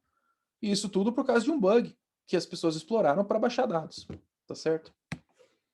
Aí vem os princípios, então, da proteção de dados. A gente tem que estar práticas transparentes. O que eu estou coletando e por que eu estou coletando, quem vai analisar, onde, quando. Né? Então, eu não vou nem entrar em detalhe aqui, mas tem todas essas práticas aí. Você tem que limitar a sua coleção de dados. Se você vai fazer uma pesquisa de opinião, se você gosta de Game of Thrones ou se você gosta de The Walking Dead. Eu não preciso saber o seu nome, seu telefone, onde você mora, o tipo sanguíneo. Né? Então eu só vou perguntar o que você gosta. Agora, estou fazendo uma pesquisa de diferentes drogas para tratar câncer. Eu preciso saber seu nome, seu telefone. Eu preciso saber seu tipo sanguíneo. Mas como que eu vou guardar isso? Quem vai ter acesso a isso? Quando que eu vou apagar isso? Então tudo isso são princípios de proteção dos dados, porque afinal das contas os dados são nossos e são propriedades nossas. Então a gente simplesmente permite que alguma empresa use ou que algum estudo use, mas os dados são nossos. E no final das contas a gente tem que ter direito a acessá-los, corrigi-los ou até pedir para deletar. Né? Então, aqui outros exemplos. Né? Quem nunca recebeu um e-mail desse tipo aqui? Ó? Eu tenho um negócio lucrativo de $3 milhões, tal. Eu te dou 50%, fala comigo. Se você entra em contato com o cara, o que ele vai fazer? Opa, você tem que me mandar aqui, então, 3 cartões do iTunes de $100, porque daí eu te mando um cartão de caixa eletrônica. Então, a questão eles mandam isso para milhões de pessoas, se 0,01% responder e der o dinheiro para eles já estão ganhando aí 5 mil por mês, por aí vai. Né? Outro Rafael, opa. Engraçado que isso aí é uma coisa bem específica que, cara, assim, na época quando eu estava no Brasil, que eu fui para a Irlanda, eu nunca recebi tanto e-mail de indiano, árabe, falando que ia ajudar com sociedade filantrópica lá para ajudar as coisas. Eu não sei se foi porque que eu peguei o número de telefone novo daí, ou se eu comecei a cadastrar site de emprego e tal, mas foi assim, o período que eu estava aí foi o período que eu recebi e-mail todo dia nessa questão desses e-mails que são tipo spam, né? E tudo na caixa de entrada, às vezes. Aí quando eu voltei pro Brasil, parou? Sumiu. Olha os caras, meu, tem preconceito onde você mora. Pô, caraca, sumiu, tu puxa a caixa de spam, aparece um monte assim. Eu de vez em quando olho, toda hora é uma história diferente.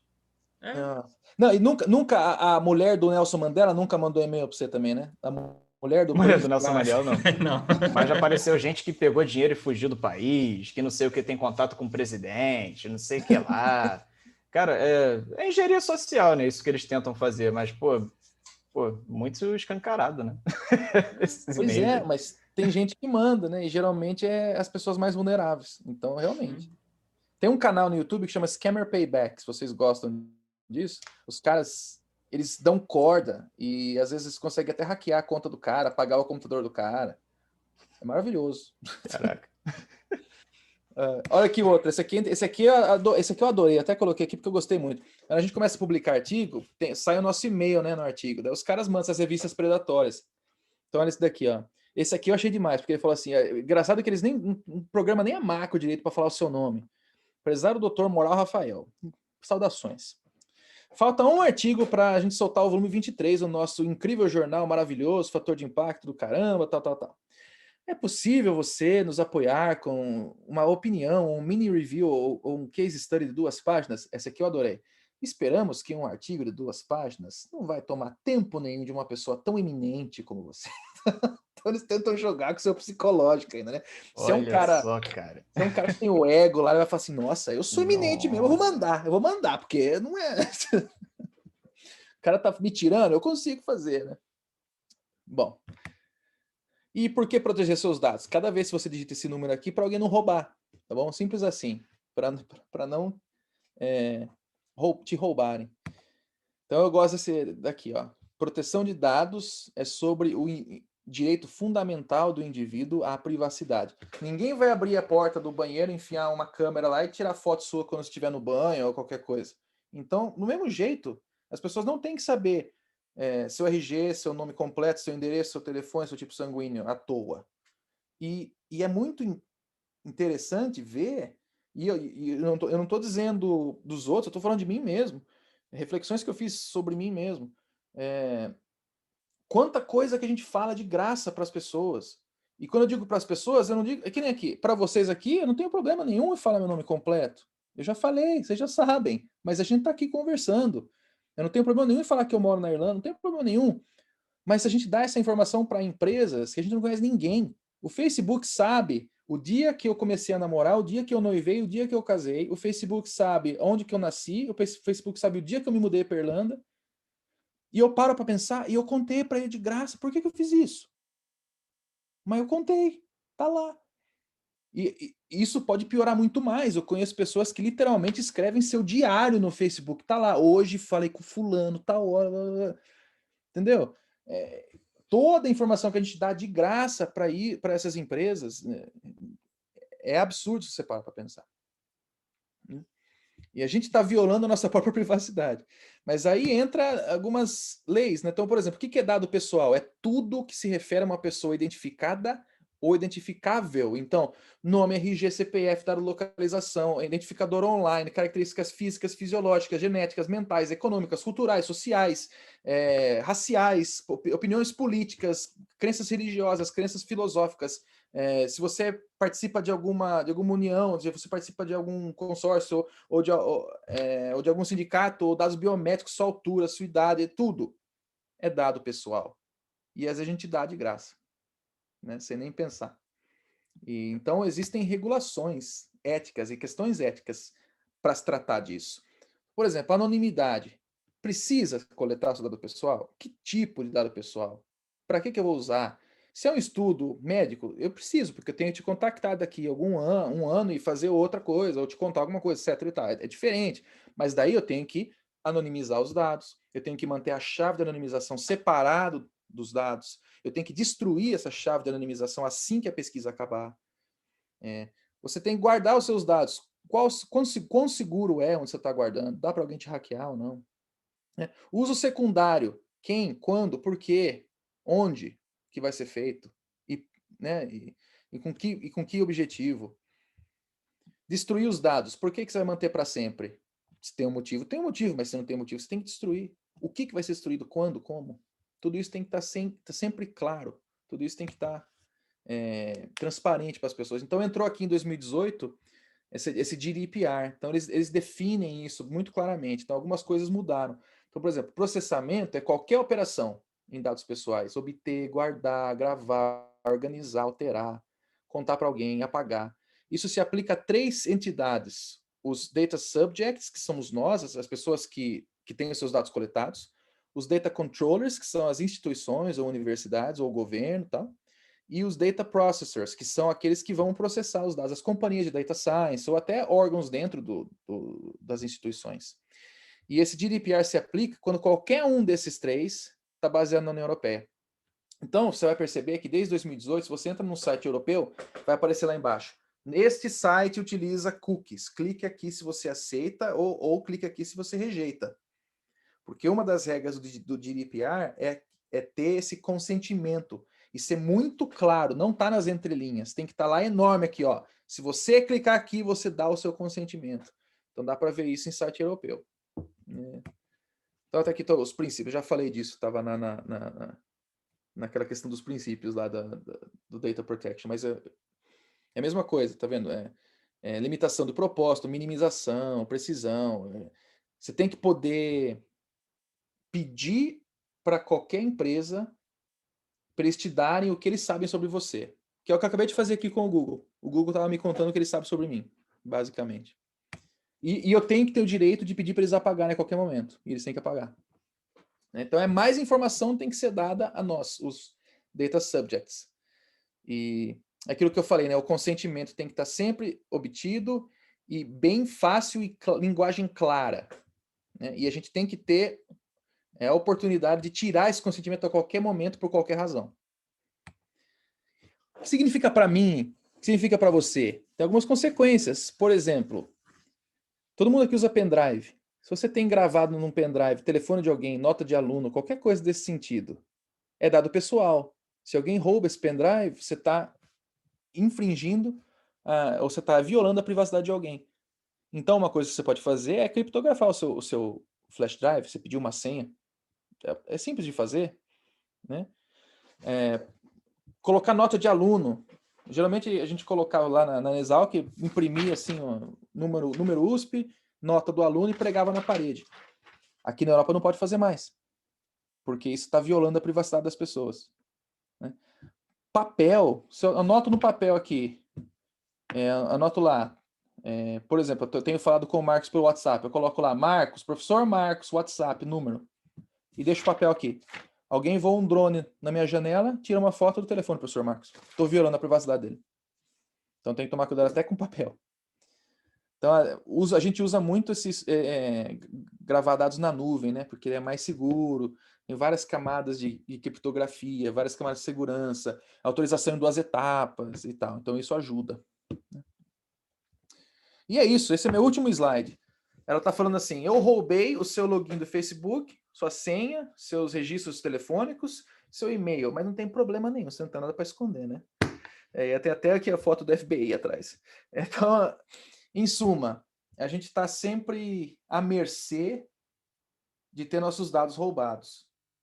Então não custa nada ter um pouco mais de cuidado com aquilo que a gente fala, com aquilo que a gente revela. E eu paro por aqui. Desculpa, falei demais, mas é isso aí. Não falou de mais nada, pô. Nem vi o tempo passar, pô. Aí, eu também. Caraca. O assunto é tão interessante. Pô, esse assunto, pô... chega a ser bizarro, né? Como nós estamos expostos hoje em dia, né? E é o que eu falei, o grande diferencial, quando se fala em Big Data, em Analytics, né? O grande diferencial é que hoje você tem como mastigar esses dados, né? E antes não tinha. Então, hoje, tranquilamente, a gente consegue processar e aplicar bons modelos aí, né? Mas alguém ficou com alguma dúvida, quer perguntar alguma coisa para o professor? Eu vi aqui o e-mail que o Cláudio recebeu aqui, né? Esse aí, supostamente o cara ele ganhou na loteria e queria compartilhar comigo o dinheiro que ele ganhou na loteria, porque foi um presente de Deus, segundo ele. Ele colocou aqui a notícia, foi presente. Essa foi boa.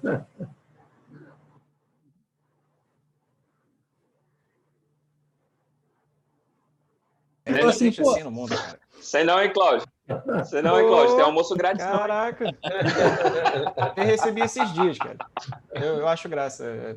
Deixa o dia até mais engraçado ler esse tipo de coisa. Mas o professor, isso que o senhor estava falando, alguns anos atrás, uns 8 anos atrás, eu tive o meu primeiro susto com relação a isso, né? Quando eu recebi um alerta do Google, sua viagem para, sei lá, para Gramado está programada, a sua pousada a sua reserva na pousada tal está confirmada, o seu voo é tal, e o seu carro também é confirmado. Ou seja, ele deu a planta toda ali, ele já tinha todos os dados através de uma compilação que ele fez de informações. Então, ele me deu a pousada, a confirmação da pousada, o voo, aluguel do carro, tudo, né? Então, assim, completo. Então, assim, se alguém consegue ter acesso a essa pequena informação que ele mandou, esse compilado já era, né? A engenharia social foi toda feita em um único e-mail ali. É assustador, assim, por um lado, eles fazem isso para tentar o quê? Facilitar a nossa vida, mas se isso vaza, né? As pessoas sabem o seu itinerário completo, falam, ele não vai estar em casa nesses dias, isso é o perigo. Isso é uma coisa muito séria. Eu converso, viu, professor? O engraçado também são banners de propagandas, né? Que às vezes, fulano de tal ficou rico na cidade, aí a cidade é uma variável que ele pega no seu IP. Tipo, se você está no Rio de Janeiro, fulano fez 2 milhões em casa em cidade de Rio de Janeiro. Só que às vezes essa variável dá problema. Aí eu já vi propaganda com o colchete aberto assim, city variable. Aí depois fecha o colchete quando dá errado. É incrível isso. Os caras, eles realmente tentam de tudo. Pois é. Bem, meus amigos, então, assim, tivemos um papo muito agradável, nós já temos aí praticamente 2 horas de conversa, o tempo passou voando, eu nem vi o tempo passar, né? Então, mais uma vez, eu agradeço aí o professor Rafael pela sua disponibilidade. Lá já são 10h30, né, Rafael? 10h30, 10h30, amanhã o professor Rafael vai dar aula, né? Não, amanhã não, amanhã é sábado. Não, amanhã é sábado, né? Então vamos ficar conversando, pô. Então... É sábado. Vou fazer um happy hour aqui. Pegar uma cerveja. Então, mais uma vez, obrigado, professor Rafael, que eu sempre falo, eu acredito que o nosso maior ativo é o nosso tempo, né? E isso é uma coisa que tem me incomodado bastante de um tempo para cá, é que eu tenho percebido que ninguém tem mais tempo para ninguém, né? E às vezes você evita de uma pessoa fazer uma bobagem consigo mesmo, com outra pessoa, uma bobagem no trânsito. Às vezes 5 minutos de conversa resolveria, né? Ô, meu amigo, o que é isso? O que está acontecendo? Chega aqui, vamos conversar. Às vezes 5 minutos resolveria, mas como ninguém quer ouvir ninguém, as pessoas querem ser ouvidas, né? Querem falar, né? Quer dizer, querem falar para o outro e querem ser ouvidas, mas não estão dispostas a ouvir ninguém, né? E eu acho que isso é um problema da sociedade moderna, né? Então, eu acho que é uma dádiva, né? A gente poder dar o nosso tempo, dar a nossa atenção, né? E eu acho que é justamente isso que move aqui a nossa comunidade, né? Que todo mundo tem voz, todo mundo pode falar. É o que o Rafael falou, todo mundo é igual, então ninguém é melhor do que ninguém, todo mundo está pesquisando, todo mundo quer crescer. E a ideia é essa, né? Todo mundo quer contribuir com a sociedade. Então, eu acho que o grande lance é esse, tá? Então, a nossa casa está sempre aberta para você, Rafael, tá? Somos todos amigos aqui, qualquer coisa que precisar, tá? E depois eu quero conversar contigo com mais calma sobre aqueles projetos lá no INE, né? Temos alguns, não são meus alunos, temos alguns pesquisadores aqui, né? Então, o Miguel é um pesquisador que trabalha comigo, né? E que agora passou no doutorado, o Cláudio também é um pesquisador que trabalha comigo, o Sérgio Maeda, que acabou de falar também, está desenvolvendo um modelo novo, né, um método novo. Então, acho que tem bastante espaço aí para nós realizarmos aí umas pesquisas bastante interessantes, né? Depois eu quero marcar uma aula só com o pessoal do INE, né, para a gente discutir esses métodos, né? Essa aula aqui foi uma aula mais generalista, né? Porque, claro, o público é mais heterogêneo, não dá para a gente entrar numa modelagem matemática muito profunda, né? Até porque a proposta não era essa, a proposta da palestra. Não tenho certeza que se eu lhe pedisse, né, professor, dê uma aula sobre o modelo tal, você ia chegar aqui arrebentando todo mundo, né? Eu gosto de modelo, então a gente fala, ué. A gente pode até marcar outra live, então, para mim tá show, para mim é como sentar no bar e beber cerveja, eu adoro. Tem que começar mais cedo, né? A gente pode até marcar outro dia para você trazer um dos seus modelos aí, das suas pesquisas, para a gente, né, aprender ainda mais, né? Mas aí depois, com mais tempo, né, a gente se organizando, eu queria marcar contigo com calma para a gente, o dia que você puder, para a gente fazer uma reunião com esses outros pesquisadores, né, para conversarmos sobre esses modelos. Tá? Não, professor Marcos, eu que agradeço, e agradeço cada um de vocês pelo tempo e por estarem dispostos a me ouvir, que eu acho que eu concordo em gênero, número e grau, professor Marcos, o nosso tempo é o nosso maior ativo. E, ao mesmo tempo, alguém que está se dispondo a ouvir o que a gente tem a dizer, também, para a gente, é muito gratificante. E ouvir o que eu tenho a dizer por 2 horas, hein? E se eu colocar aqui... Eu não vi, quando eu vi, já passou tão rápido que eu não vi. Então, obrigado. Verdade, passou rápido. Muito legal, tá? Então, boa noite a todos, fiquem com Deus e se cuidem, tá? Até mais. Boa noite, professor Marcos. Muito obrigado pelo convite no LinkedIn. Falou, Grande abraço. Grande abraço, professor. Boa noite a todos. Obrigado, professor. Obrigadão, professor. Valeu. Falou.